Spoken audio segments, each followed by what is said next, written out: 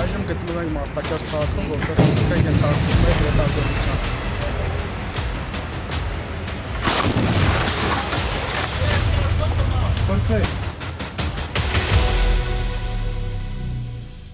Ողջույն, եթերում ռազմական լրագրողի օրագիր հաղորդաշարի հերթական թողարկումն է։ Ինչպես նախորդ թողարկման ընթացքում արդեն տեղեկացրել եմ, առաջիկա թողարկումներում անդրադառնալու ենք նաև զինվորական սերնդին, որը նախատեսված է տվյալ դեպքում ոչ միայն բուն զինծառայողների, այլ նաև այն անձանց համար, ովքեր կգտնվեն մարտական գործողությունների կամ հարակից տարածքում եւ չնայելով այլ ելք, ստիպված կլինեն գուցե նաև սնվել զինվորական ուտելիքով։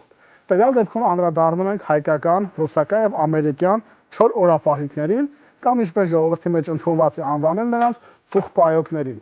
Նախորդ հաղորդման ընթացքում անդրադարձանք ռուսական բանակում կիրառվող 4 օրապահիկներին, իսկ այսօր անդրադառնալու ենք ամերիկյան բանակում կիրառվող 4 օրապահիկին կամ ինչպես կեզուր կեսկատակ ընդունված է ասել, ուտելիք ՆԱՏՕ-ի ստանդարտներով։ Ինչպես արդեն տեղեկացրել եմ նախորդ հաղորդման ընթացքում, այն բավականին ծավալով փոքր է իր համեմատ հայկականի եւ ռուսականի, միևնույն ժամանակ բավականաչափ թեթև կրկին իր համեմատ հայկականի եւ ռուսականի։ Այսինքն գործ ունենք մի տեսակի ուտելիքի հետ, որը թե քաշով, թե ծավալով ավելի փոքր է, սակայն իր տված կալորիաներով եւ էներգիայով պետք է որ չտարբերվի եւ գուցե կարող է նաեւ գերազանցել հայկական կամ ռուսականին։ Այս դեպքում գործ ունենք ամերիկյան մենթալիտետի եւ մշակույթի հետ, ինչպես նաեւ ՆԱՏՕ-ի ստանդարտների։ Այժմ կծանոթանանք ամերիկյան բանակում կիրառվող 4 օրապահիկների երկրորդ մենյուի հետ, որը պետք է խոստովանա, որ փորձել եմ կյանքում առաջին անգամ։ Դե սկսեցինք։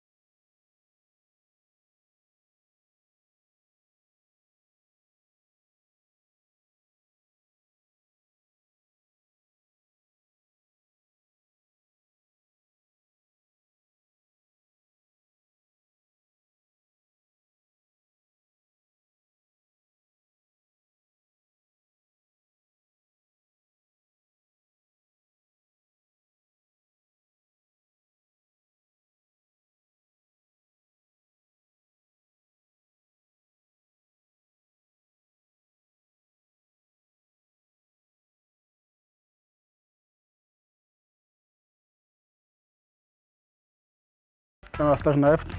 տաք շոկոլադ ունենք։ Դատարկեցինք պոլիէթիլենային տոպրակի մեջ գտնվող պարագաները եւ ուտելիքները, այժմ ասենք ծանոթանալուն։ Ունենք դարչինով թխված քաբելիտ, որը կշռում է 100 գրամ եւ պարունակում է 360 կալորիա, չնայած իր փոքր թափին եւ կշռին։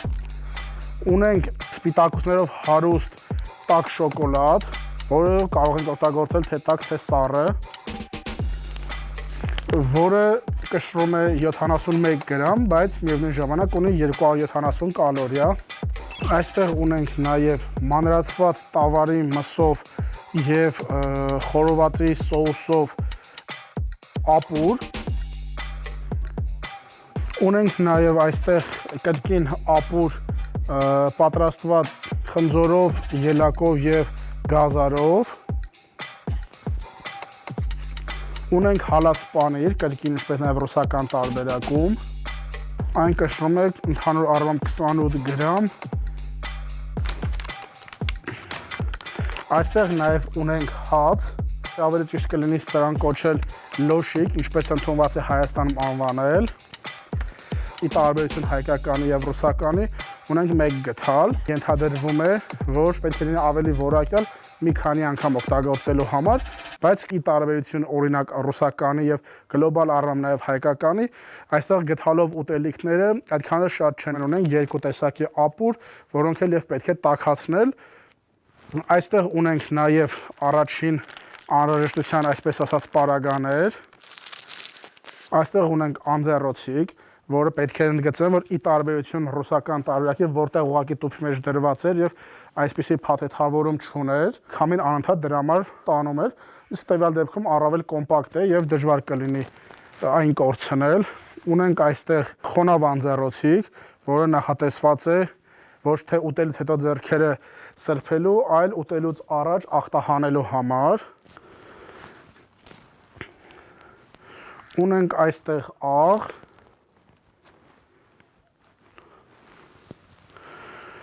ունենք ծամոն 2 հատ ընդամենը, ռուսականի մեջ պարունակում էր 10 հատ, չնայած որակը շատ վատն էր, բայց հիմա նաև կփորձենք ամերիկյան ծամոնը եւ կհասկանանք։ Այստեղ նաև ունենք լուցկի, բավականին շատ քանակությամբ, բայց ճիշտն ասած չգիտեմ ինչի համար է նախատեսված։ Ինչպես արդեն նշեցի, սա սնունդը տաքացնելու համար է նախատեսված, իսկ նրա մեջ պարունակող այս 4 նյութերը քիմիական նախատեսված են ռեակցիայի համար, որպեսզի իրականացվի քիմիական ռեակցիա ջրի հետ խառնվելու արդյունքում մեծ քանակի ջերմություն է անջատվում եւ տաքանում է ուտելիքը։ Ունենք այսպիսի թղթե հարմարանք, որը կրկին նախատեսված է ուտելիք տաքացնելու համար, այսպես ամրացնելով թղթե տուփը, որպեսզի քիմիական ռեակցիա տեղի ունենա, ուտելիքները անցկացնում ենք այս թղթե տուփի մեջ, որպեսզի ավելի ամուր լինի, երկու ուտելիքները ամրացվում են, մեջտեղում դրվում է ռեակցիան եւ այդպիսով իրականանում է։ Սա ավելի շատ ֆիքսատորի դեր է տանում։ Այս ընդհանուր փաթեթավորումը, որը արդեն իսկ մենք բացել ենք, սա դեն չենք նետում երկու նպատակով, այն օգտագործելու ենք վերջնարդյունքում որպես աղբաման, մեզնից հետո հետքեր չթողելու համար, ինչպես նաև կարող ենք լրացուցիչ անվտանգության նպատակով նաև տեղադրված տոպրակը տեղադրել ընդհանուր մեծ ավելի տոպրակի մեջ։ Այժմ անցնենք փորձարկմանը եւ փորձենք հասկանալ հագեցնողը հագեցնող չէ, համեղ է, համեղ չէ։ Նշեմ նաև, որ ի սկզբանե մեզ համար նաև որոշակի առումով պարզ էր, որ կախված փաթեթավորման տեսակից այդքան էլ գուցե եւ չի կիրառվելու այսօր մեր արդեն նախորդ հաղորդմանը ցուցադրված ամանը եւ գդալդանակ պատարագ, բայց ամեն դեպքում մենք այսօր եւս ունենք այն մեր ձեռքի տակ, որպեսզի ավելի յուրին լինի ձեզ ցուցադրել, թե որ ուտելիքը ինչ տեսք եւ պարունակություն ունի։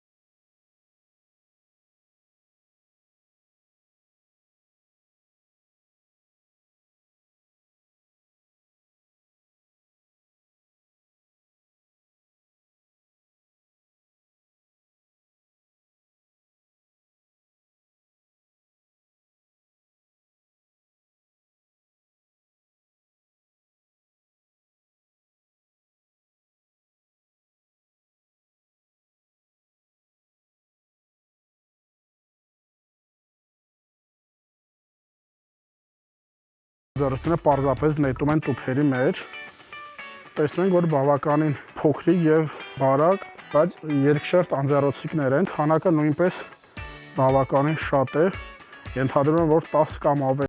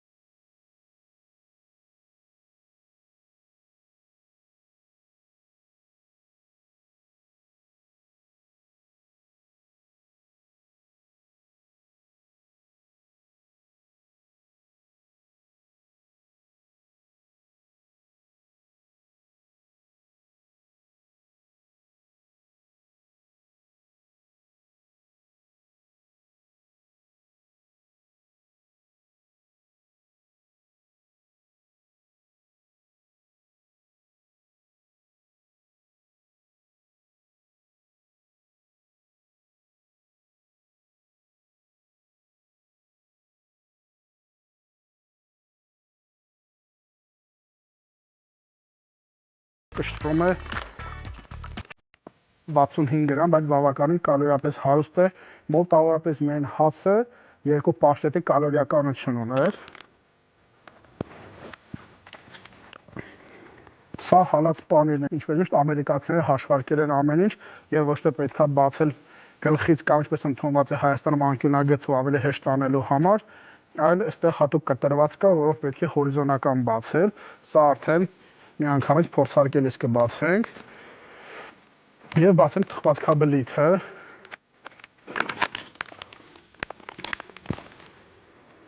Միանգամից դարչինի անուշ հոտ է գալիս։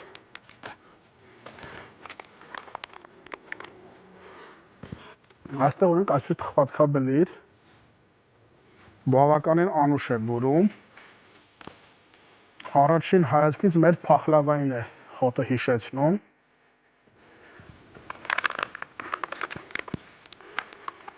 Եվ առաջարկում սկսել շոկոլադը պատրաստելուց եւ շոկոլադը թխվածքաբլիթի հետ փորձելուց։ Շոկոլադն էլ ունի 270 կալորիա, չնայած կշռում է 71 գրամ։ Վերցնենք բաժակը, բացենք եւ 4-5 դեպքում ունեցանք, երբ որ բացելուց ալյումինե շերտը եւ վակուումի շերտերը միմյանցից առանձնանում են, այստեղ որևէ բան բացելուց նման խնդիր չունեցանք։ Եվ հետաքրքիր փաստ, եթե տեսնում եք, այստեղ բացի այն, որ ուներ գլխի մասում առանձին բացելու, այստեղ նաեւ կա զիվ փական։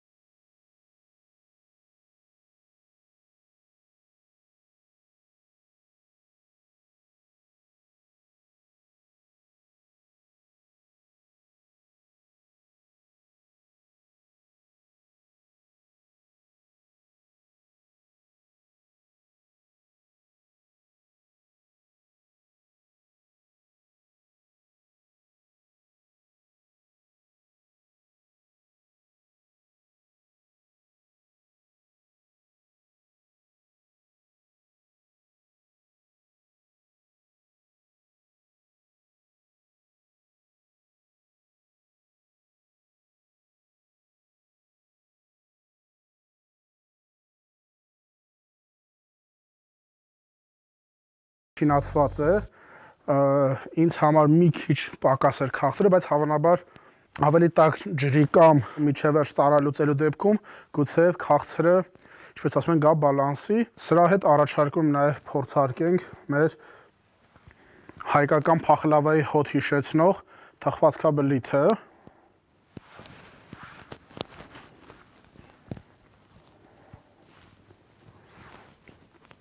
Հյուրասիրենք նաև մեր օպերատորին։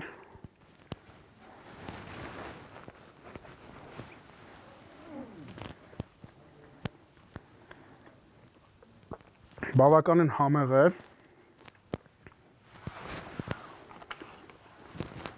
Հյուրասիրենք նաև հրահանգիչ ընկեր Ռաֆայելին,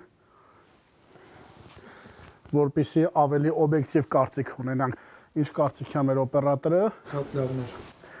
Շատ լավն էր, հավանեց, ընկեր Ռաֆայել։ Շատ համեղ է։ 3 համեղով անցավ հաջորդ փուլ։ Ազատազենի հրահանգիչ, մեր մշտական հրահանգիչ Ռաֆայելը նաև ծառայել է խաղապահ զորքերում եւ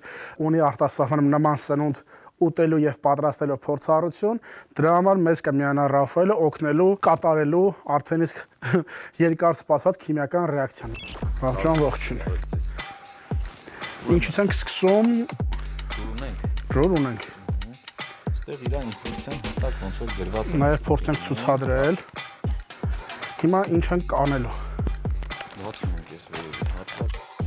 այս նշումները որ կա, նշումների չափով ջուր, Վրան գրառում կա, որ նորմայից ավել չլցնել ջուրը։ հիմա օգնում Այս sense բացենք միջավերջ։ Լցնում ենք ջուրը։ Մոտավորապես 20-30 գուցե 50 գրամ, ոչ ավելի, այսինքն ինչ-որ մեծ ծավալի ջուր պետք չի։ Ինչու է վրան գրառում կատարված, որ նորմայից ավել չլցել, որովհետև ինքը ռեակցիա արդյունքում սկսել է եռալ եւ գոլորշել, կարող է ուղղակի տոպրակը չդիմանալ։ ու սնունդը։ Ու սնունդները տեղադրենք, այո։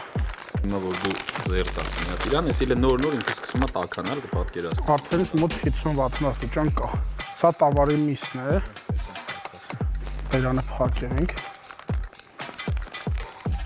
Եվ կարող ենք, եթե ցանկանանք, նաև տեղադրել ընդհանուր փաթեթի մեջ առավել անվտանգ եւ մաքուր պայմաններում այս ամենը կատարելու համար։ Եվ արդեն այնքան է տաքացել, որ գոլորշի է դուրս գալիս։ Շատ արագ անում, րոպեների ընթացքում ընդամենը։ Եվ բավականին տարբերվող հոտ ունի։ Այնպիսի հոտ է գալիս, ինչը որ գալիս է ավտոգեն եռակցում իրականացնելուց, ոչ այդքան սուր իհարկե, բայց նույն հոտն է։ Դե միշտ տաքանա, փորձենք։ Սա արդեն իսկ ռուսական տարբերակում եւս առկա էր, խնձորի պյուրե էր, խնդրեմ պահես։ Փորձենք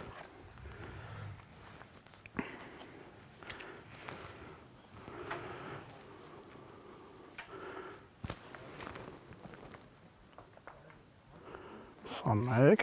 մի հատ էլ։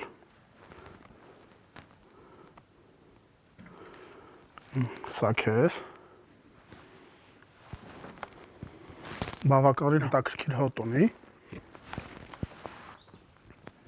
Իսկ համադուր եկավ 10 բալանոցից եւ թե 8։ Ռուսական տարբերակի դեպքում, երբ որ ունենք խնձորի պյուրե, նշել էի, որ մի քիչ ջրիկությունը ավելի շատ էր, ավելի խիտ կամ թանձր լինելու դեպքում ավելի համեղ կլիներ, եւ սա ի համեմատ ռուսականի բավականին թանձր էր մի քանի անգամ։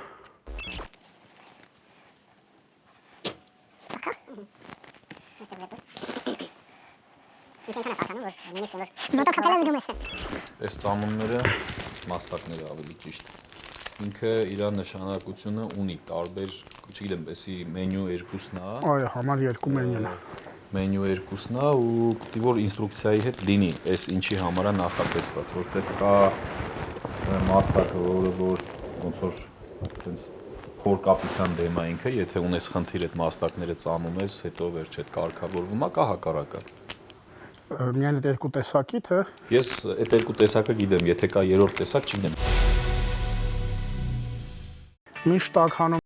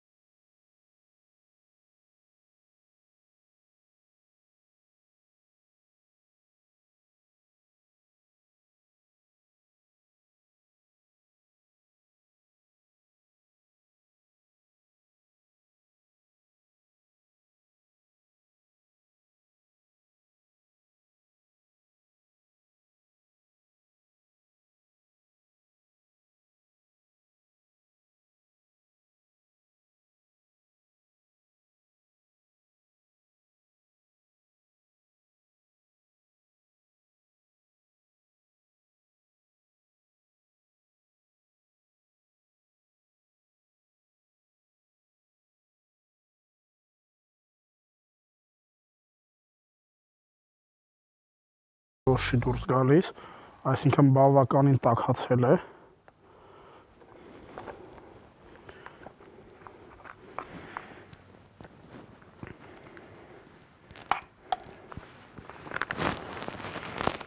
Եվ սա մեր խորովածի սոուսով մանրացված տավարի մսով ապուրն է, որը հիմնական ընթրիքն է, այսինքն ամենամեծ ծավալի էներգիան պետք է սա փոխանցի, նաև նշեմ, որ կա մենյու համար 2-ի այլ ենթատեսակ, այսպես ասած, որի դեպքում խորովածի սոուսը առանձին է տավարի մսի ապուրից եւ պետք է վրան ավելացնել ըստ ցանկության, բայց տվյալ դեպքում արդեն ամբողջական միքսված տարբերակն է, բավականին մեծ մսի կտորներ կան, բավականաչափ քանակ կա հագենալու համար վստահաբար, բավականին հետաքրքիր նաև բուրում է, այժմ նաև փորձենք համը, ավելացնենք մի քիչ աղ, բայց իհարկե այս ճաշակի, քանի որ վստահաբար անալի չէ, միջինացված է,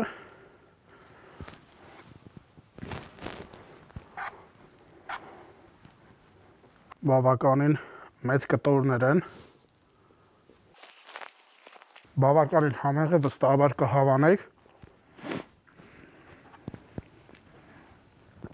կարելի է գնահատել 10-ից երևի 9 կամ 10 ճաշակի, շատ համեղ է։ Այս անգամ էլ հյուրասիրենք մեր գլխավոր օպերատորին,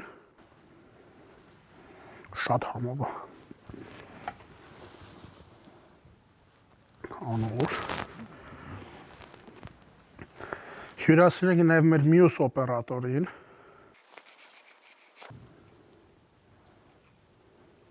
լսեք նրանց կարծիքը, երկուսն էլ շատ հավանեցին, վստահաբար շատ համեղ է, միանշանակ, եթե մարդը ինչ-որ տավարի մս հետ խնդիր չունի, վստահաբար կհավանի, նաև ընդգծեմ, որ ի տարբերություն ռուսական տարբերակի եւ եթե չեմ սխալվում նաև հայկական տարբերակին, քանի որ ունենք սև բիբար, մեր հայկական եւ ռուսական տարբերակների մեջ, այստեղ չունենք եւ միայն աղ ունեինք, եթե տեսակ նաև այստեղ չունենք շաքարավազ, որը ռուսական տարբերակի մեջ բավականին առկա էր, չհաշված այն հյութերը, որոնք պետք է ստանայինք, որոնք արդեն իսկ պարունակում էին, ունեինք 3 փաթեթ ընդհանուր 60 գրամ քաշով, որը վստահաբար շատեր եւ առհասարակ չօգտագործեցինք։ Այստեղ չունենք շաքարավազ, չունենք սև բիբար, բայց հիմնական ապուրի մեջ սև բիբարը բավականին քանակությամբ առկ էր, համը զգացում էր եւ շատ բալանսավորված համ էր, այսինքն լրացուցիչ ավելացնելու կարիք չկար։ Այսպիսով ամփոփենք ինչ ունեցանք։ Ունեցանք շատ համեղ տավարի մսով եւ խորովածի սոուսով ապուր, ունեցանք հաց, որը կարելի է պայմանական կոչել լոշիկ, ընդ որում մեկ տեսակի, քանի որ ռուսական տարբերակում եւ սպիտակ եւ սև ալյուրով կար, այս դեպքում ունենք մեկ տեսակի, բայց շատ համեղ, 2 լոշիկ, հագեցնող հետաքրքիր բույրով, ունենք նաեւ առաջի հայացքից ջեմով թխվածքաբլիթ, որից բուրում է մեր փախլավայի քաղցրությունն ու համը տալիս, բայց բավականին թեթև համ է, ունենք նաև կարագ, որը կրկին շատ խիտ էր եւ շատ համեղ, ունենք նաև այստեղ ջեմ, տարբեր մրգերով 3 տեսակի եւ ունենք շոկոլադ, որը եւս համեղ էր եւ այս ամբողջի մեջ երևի թե ամենաքիչ համեղը շոկոլադն էր, որը մեր առօրյա շոկոլադից ոչնչով գրեթե չի տարբերվում։ Այժմ փորձենք նաև ծամոնը, քանի որ ռուսական ծամոնը ես մեղմ ասած չէի հավանել։ Հիմա փորձենք նաև այս ծամոնը հասկանալու համար դրա համը։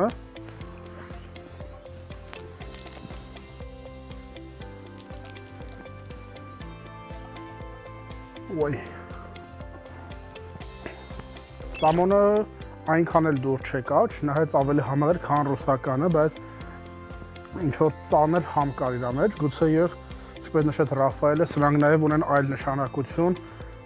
տարբեր ստամոքսային խնդիրների դեպքում օգնելու համար, գուցե դրանով պայմանավորված տարբերվող համ ուներ, եթե կարճ, ապա ավելի համեղ էր, քան ռուսականը, բայց կրկին համեղ չէր։ Եթե օրինակ ռուսականը 10 բալից կգնահատենք 1-2, սա կարելի է գնահատել 3 կամ 4, բայց միևնույնն է համեղ չէր։ Եվ կփորձենք նաև հետո հրահանգներում գտնել սա ինչի համար է նախատեսված եւ ունեինք նաև որակյալ գթալ, որը քանի որ փորձարկումը սննդի ավարտեցինք, փորձենք ամեն դեպքում կոտրել։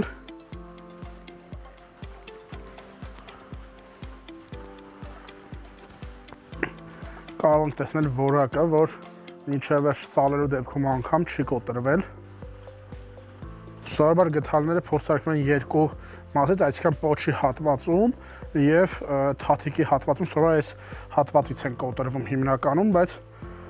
կրկին տեսնում ենք, որ համառորեն չի կոտրվում, այսինքն բավականաչափ որակով է եւ մեկից ավելի անգամ կարող ենք այն օգտագործել։ Շատ որակյալ գդալներ փաստեն։ Եվ եթե ամփոփենք այսպիսով այսօրվա մեր փորձարկումը, առանձնացնենք կետերով։ Ծավալով փոքր էր, քաշով թեթև էր, քան ռուսական տարբերակը եւ ենթադրաբար նաեւ հայկականը, որովհետեւ հայկականը եւ ռուսականը ֆիզիկապես մոտավորապես նույն չափի եւ կշռում են մոտավորապես նույն քաշի։ Ուտելիքների քանակությամբ ավելի քանակով քիչ էր, քան հայկական եւ ռուսականը, որովհետեւ հայկականը եւս վստահաբար 3 տաք ուտեստ է լինելու եւ չնայած թեթև եւ ծավալով փոքր լինելուն, վստահաբար առնվազն ռուսականի չափ այն հագեցնող էր։ Չնայած որ օրինակ ասենք միայն հացը ուներ պաշտետի կալորիականությունը, ըստ այդմ նաեւ եթե մենք օրինակ օգտագործեինք թխված քաբալիթը կակաոյի հետ, կարագը հացի հետ եւ հացը նաեւ արդեն ապուրի հետ, գումարած դրան մեր ունեցած արդեն պյուրեն մրգային կամ ջեմ, ինչպես կուզեք այն կոչել, վստահաբար 3 անգամ կարող ենք օրվա մեջ հաց ուտել եւ ինչպես տեսանք ռուսական տարբերակում 4 սպիրտը այրելուց ունեցանք խնդիրներ, իսկ տվյալ դեպքում քիմիական ռեակցիան դեռևս շարունակվում է եւ եթե հնարավոր լինի ցուցադրել տեսախցիկով, մինչև հիմա գոլորշի է արձակվում եւ ռեակցիան շարունակվում է, այսինքն կարող ենք թողնել ավելի տաք հացներ, ընդ որում կարող ենք սա նաեւ պարզապես եթե շատ ցուրտ պայմաններ ենք օգտագործել մեր տաքանալու համար, բայց շատ կարեւոր է չխառնել եւ ներսում պարունակող այս 4 էլեմենտների պարունակությունը չփորձել ավելացնել սննդին, որովհետեւ այն կարող է նաեւ թունավոր լինել։ Եվ այս ամենին գումարած նաեւ իր փաթեթավորումը հերմետիկ, բավականին ամուր եւ որակյալ եւ նաեւ մեր պաշտպանության նախարարության գործընկերները մեզ տեղեկացրին, որ արդեն իսկ ապրիլ ամսից սկսած հայկական բանակում կիրառվող 4 օրապահիկները եւս լինելու են հերմետիկ փաթեթավորման ոչ այս տարբերակով, բայց տուփերը, որոնք ձեզ արդեն իսկ ցուցադրել ենք նախորդ հաղորդման շրջանակներում, փաթեթավորվելու են հերմետիկ տարբերակով, որպեսզի զերծենան պահպանման պայմանների խախտումներից կամ այլ վնասվածքներից արտաքին։ Հուսանք նաև մի օր կփորձարկենք նոր տարբերակը, իսկ հաջորդ թվարկման ընթացքում կծանոթանանք արդեն մանրամասն կփորձարկենք մեր հայկական բանակի 4 օրապահիկը, կփորձենք հասկանալ դրական բացասական կողմերը, համեմատության մեջ դնելով եւ վերլուծելով հայկական, ռուսական եւ ամերիկյան 4 օրապահիկների դրական բացասական կողմերը, իսկ դրականները փորձենք նաեւ փոխանցել մեր այլ գործընկերների։ Դե ինչ, այսօրվա համար նախատեսել ենք այսքանը։ Կհանդիպենք։